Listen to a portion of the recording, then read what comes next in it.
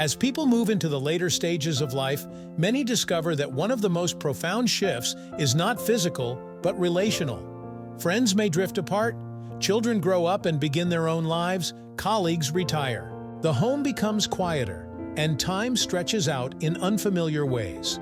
What once felt like a luxury, solitude, can now feel like an ever-present companion. For some, this change is welcomed. For others, it can feel overwhelming, even frightening. But within the silence of being alone, especially after the age of 60, lies a deep and often hidden strength that only begins to reveal itself once the noise of earlier life begins to fade. Carl Jung, the Swiss psychoanalyst and thinker, offered a perspective on solitude that continues to resonate with those entering this new chapter of life.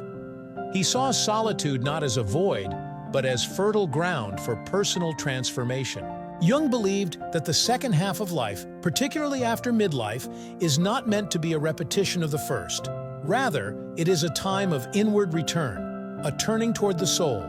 The tasks of earlier decades are largely external: building a career, raising a family, navigating relationships, defining one's place in the world. These efforts are necessary, but they often leave the inner world unattended. After 60, the outer scaffolding of life may begin to shift or fall away, creating space to encounter what lies beneath. Solitude in later life is often misunderstood. Western culture tends to idolize youth, speed, productivity, and connection. Aging, slowing down, and spending time alone are frequently seen as signs of decline or loss. People are often encouraged to stay busy, to remain active, or to fill the time. But the deepest truths often surface not in activity, but in quiet. Solitude offers an invitation to reflect, to reconcile, and to listen. When the constant distractions of earlier life lessen, the psyche, what Jung called the totality of the conscious and unconscious mind, finally has room to speak. And it speaks in subtle ways, through dreams, through memories, through moments of quiet insight that arise seemingly out of nowhere. Many people experience an initial discomfort with this level of stillness. For decades, their sense of identity may have been wrapped up in roles: worker, parent, partner, provider, caretaker. These roles, though meaningful, are also externally defined. When they shift or disappear, a question often arises: who am I now? Solitude does not answer that question quickly, but it creates the necessary environment for the answer to emerge. It removes the need for performance, it invites honesty, and it allows for a fuller picture of the self to come into focus.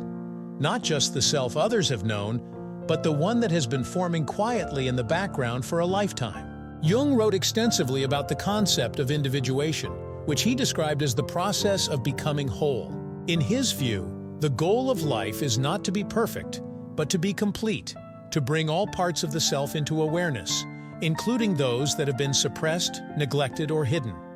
Solitude is often the stage on which this process unfolds. Without the constant presence of others to mirror, distract, or define us, we are left to confront the contents of our own minds and hearts.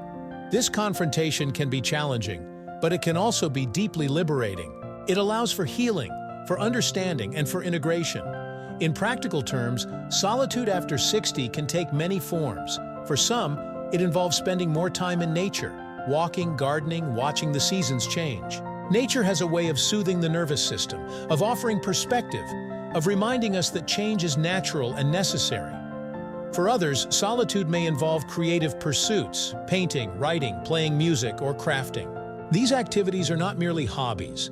They are expressions of the inner life, ways of giving shape to feelings and experiences that may have no other outlet. Others may find meaning in reading, meditation, prayer, or journaling. The specific form matters less than the underlying intention: to be with oneself in an honest, open, and compassionate way. Some people rediscover interests they abandoned long ago. A man who gave up poetry in his 20s to pursue a career in engineering may find at 70 that the words return to him more easily than ever before. A woman who raised children and managed a household may pick up a paintbrush for the first time in decades, surprised by how naturally the colors flow. These are not trivial acts. They are the soul's way of reclaiming space, of expressing truths that have long waited to emerge. Solitude gives them room to breathe. There is also a psychological depth that solitude allows. Jung emphasized the importance of dreams as a window into the unconscious. As people age, dreams often become more symbolic, more emotionally potent. Figures from the past return. Situations reappear with new clarity. These dreams are not random. They are messages from the psyche, offering insights into unresolved feelings, unspoken fears, unhealed wounds. In solitude, there is finally time to sit with these messages, to reflect on them, and to learn from them. One woman in her late 60s described a recurring dream of a locked room in her childhood home. Eventually, she came to see it as a part of herself she had long ignored. Her creativity, her desire for solitude itself. Once she allowed herself to open that door in waking life, her sense of peace deepened. It is important to note that solitude is not always peaceful. It can stir up difficult emotions, grief, regret, guilt, anger. These feelings may have been buried beneath the busyness of life, but they do not disappear. In solitude, they rise. But rather than pushing them away, this stage of life offers an opportunity to acknowledge them, to grieve what needs grieving, to forgive what needs forgiving, and to make peace with what cannot be changed. This emotional work, while often invisible, is some of the most courageous and important work a person can do. Jung often spoke of the shadow, the parts of ourselves that we reject or hide. The shadow is not inherently bad. It simply contains aspects of ourselves that do not fit our conscious self-image. In solitude, the shadow becomes more visible. We may remember things we wish we had done differently. We may see patterns we were unaware of before. But this seeing is not meant to condemn, it is meant to integrate. The more we accept all parts of ourselves, the more whole we become. And from that wholeness comes a quiet strength, a sense of groundedness that does not depend on external approval or validation. There is also a spiritual dimension to solitude in later life. Many people, regardless of their religious background, begin to feel a sense of connection to something greater than themselves. This may take the form of traditional faith, or it may be a more personal spirituality, an appreciation for mystery, for the interconnectedness of all things, for the sense that life has meaning beyond what can be measured. Solitude makes room for this kind of connection. It invites contemplation. It creates space for awe. A simple sunrise, a bird's song, the feel of wind on the skin. These small moments become sacred. They remind us that we are part of something larger, something timeless. Solitude also allows for a reevaluation of values. As people age, they often find that their priorities shift. Material success may matter less. Authentic relationships, inner peace, and meaningful contribution may matter more. Time becomes more precious. There is a desire to live more intentionally, to let go of what no longer serves, and to focus on what truly brings fulfillment. This is not about self-improvement in the traditional sense. It is about self-return, about becoming more fully oneself. In the quiet of solitude, many people experience a kind of inner reordering. The constant mental chatter begins to settle. The body relaxes, the breath slows. What remains is presence, not striving, not analyzing, but simply being. And in that being, something ancient and enduring awakens. Jung might have called it the self, the organizing center of the psyche, the source of wisdom and balance.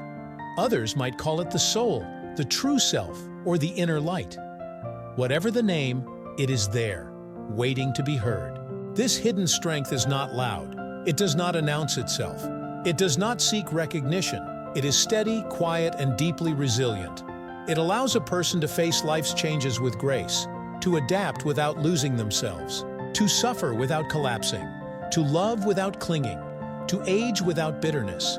It is the strength that comes from knowing who you are, not because someone else told you, but because you have taken the time to listen and to remember.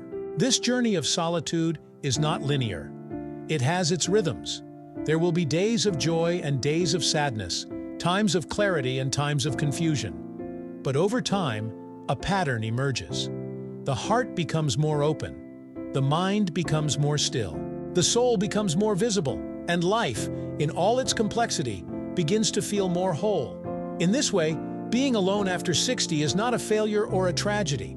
It is a threshold, a space where transformation becomes possible, a place where the past can be honored, the present can be embraced, and the future can be welcomed with peace.